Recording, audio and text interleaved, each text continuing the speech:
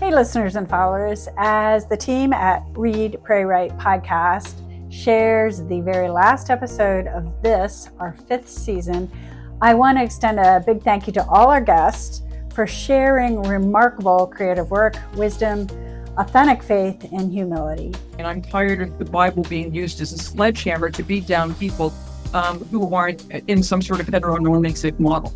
So the work that I do is primarily dedicated to stopping the Bible from being a rock thrown to do damage. What we leave out when we use the word spiritual is the political worlds. Being religious is not just being spiritual. Being religious also is being political. Because I think if you just are fueled by anger or reaction and reacting to things, that's not spiritual discernment. So if you're only driven by emotion, you're going to burn out. Who am I? Does my life matter? What's the spiritual disciplines I give myself is preaching. Yeah, actually, I think reading is probably my most consistent spiritual practice. Meditation specifically can really connect you to your own interest and what you think. And I found in my own journey that it's very helpful to have an idea of what your intentions are in the world, right, and the impact that your intentions have. Pious are not just, but the just are not pious.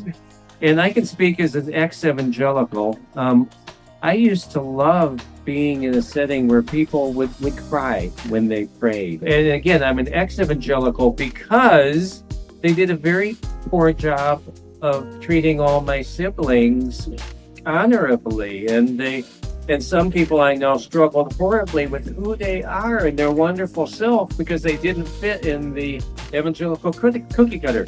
We historically have kind of downplayed Jesus's Judaism, and as a result of that, lost the more nuanced messages about forgiveness that are present. I spoke to scholars of the Hebrew Bible and thought really about what words Jesus would have used for forgiveness, and none of them meant something like forgive and forget. But for anyone in general, if you are looking for really an example of a role model of someone who has gone through what you've done before, what you are going through before, someone who you might be able to look up to not only for advice, but for, as a heavenly cheerleader, someone who has overcome all of the challenges that you're going through, then finding a patron saint is a great way to do that.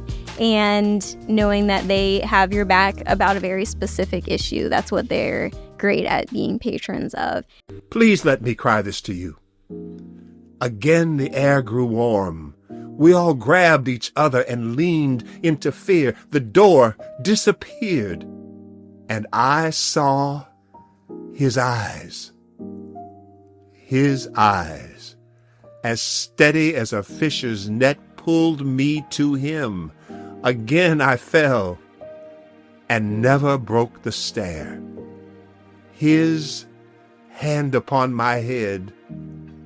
Please let me cry. His hand, and I said, yes. And here I stand, on fire with his eyes, his hand upon me still. By Luke.